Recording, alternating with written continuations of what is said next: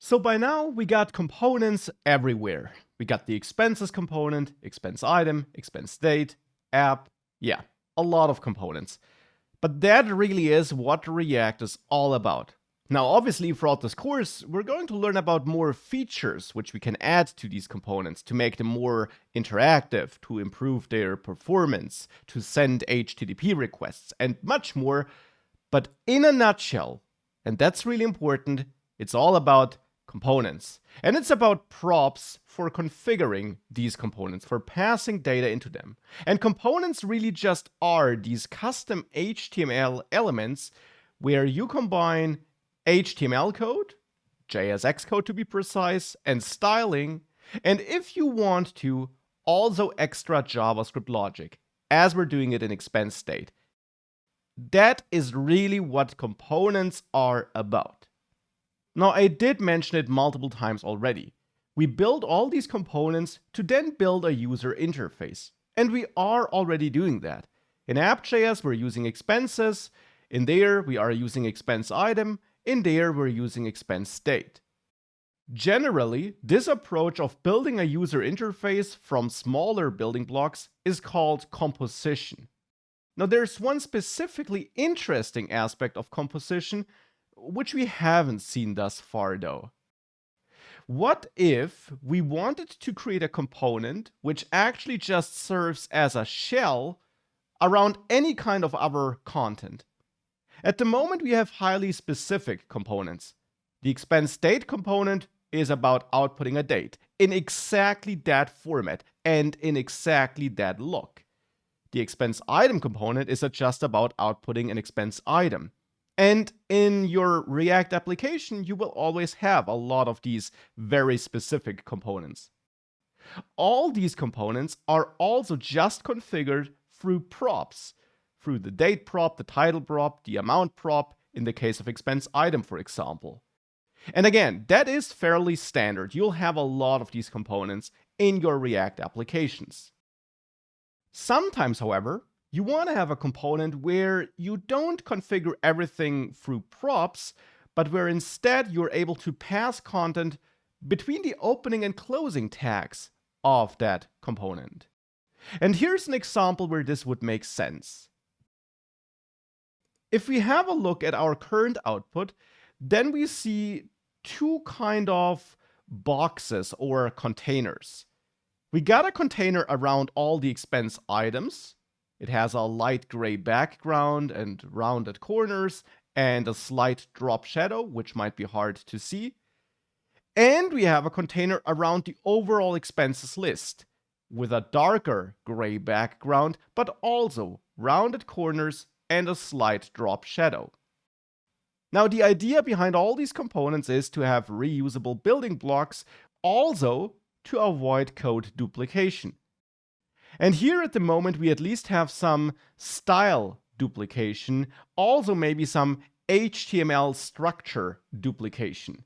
Expenses has a div which surrounds our expenses, which applies certain styles thanks to this class. And the same is true for expense item. Now, of course, not all divs have the same look though. Inside of our expense items, we also got divs like this one, which have a totally different look. Nonetheless, we could extract this surrounding container div, which we have both in expense item and expenses.js, and extract the styles they have in common, like rounded corners and a drop shadow, into a separate component. And we could name such a component card, because this is a specific card look. And this is not a term I came up with. Instead, in general, in web development, when you hear the term card, it typically means some kind of container look with rounded corners, drop shadows, and elements like this. So that's why I'm picking card as a name here. Now, such a card component is still a regular component here. So let's create it as such. But such a card component could now do one main thing. It could return a div or any other kind of container HTML element with a class name of, let's say, card. And then we could add a card CSS file and import that into that card component. So import card card.css. And now in the card CSS file, we could have, let's say, the box shadow and the border radius from expenses CSS. Maybe we would be able to extract more styles, but I'll go with these two. I'll cut them from expenses CSS and add them to card CSS inside of a card CSS class selector, which I added there. I will also go to expense item CSS, and here in expense item in this class selector, we also find a box shadow and a border radius. So I will remove these styles from there as well. Now, why am I doing that? Just to show this kind of component. Now we got this card container component, you could say, which should act as a shell around either our expense item content or our expenses content. And that's the key. This card component will now not be configured through some attributes. Instead, my idea would be that, let's say in expense item, we can simply replace this built-in div with our custom card component. And then we get these predefined styles for the card automatically. Maybe we then just want to make them extensible, but we get these predefined styles automatically. And for that, of course, we want to import card from ./card inside of expense item. The thing just is, if I save that, you will see that all the expense items are lost. And the reason for that is that out of the box, just like that, you can't use your custom components as wrappers around other kind of content. Having content between opening and closing tags doesn't work just like that. But of course it does work for built-in HTML elements like the div or the h2 tag. So it would be nice if we could also make it work for our custom components to build such reusable wrapper components like this, for example. And of course, React has a solution here. We can build such wrapper components.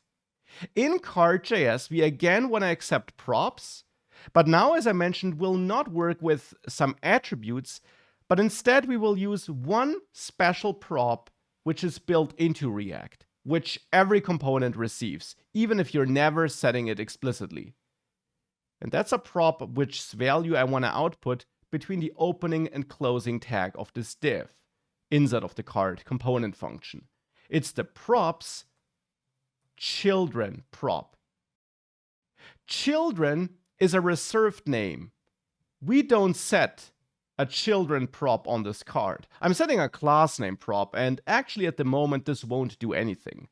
But I'm not setting a children prop.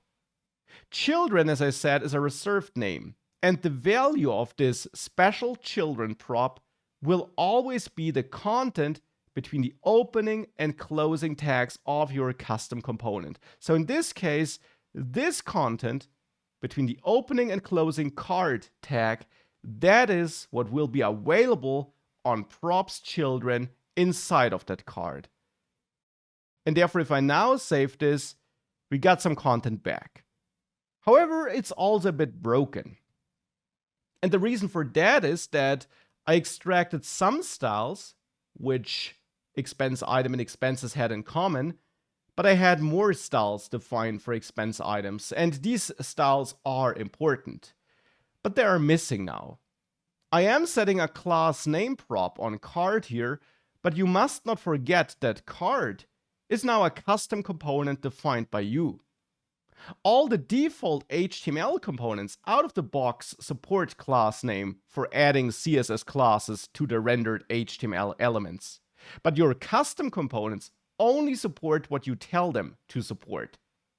So if you want to make sure that a class name can be set on your card component and then has an effect, we have to tweak the code in the card component. And here we would probably want to tweak it such that we add whatever is set as a class name on card to this class name string we're setting as a class name on that div. So here we could add a classes constant, which is card as a default class, which is always applied, whitespace plus props class name. So now anything we receive as a class name from outside is added to that string. And here we can then dynamically point at this class's constant. So with that, we're now making sure that any value set on the class name prop is added to this long string of class names, which is then finally set on this div inside of the card. And with that, if we save that, we got the same look as before, not yet for expenses, but for the expense items. But now we have this reusable wrapper component. Now we can also use that in expenses now. Here, instead of using a div, we can also use our card component. We can import card from ./card and replace this div here with that card, still setting an extra class name here as well, and also replace the closing tag. And if we do that, now we get the rounded corners back on that expenses container as well. Now, why would we do that? What did we gain by doing that?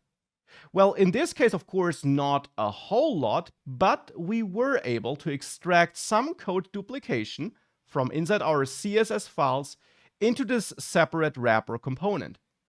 And it's not just a duplicate CSS code. We also were able to extract this HTML code, this JSX code, this div here. In this case, it's just one div. But throughout the course, you will also see more complex wrapper components, which might have a more complex JSX structure. Things like modals and alerts.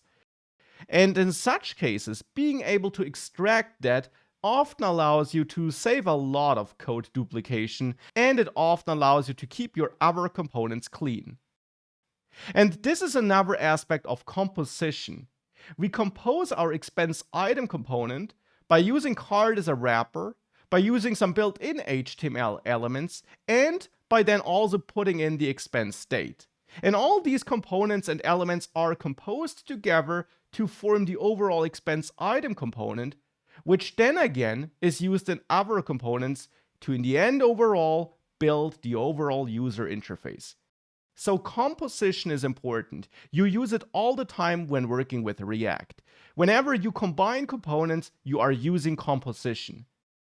And an especially important part of composition is this props children feature, which allows you to also create wrapper components, which is a special type of component, you could say, which you also sometimes need.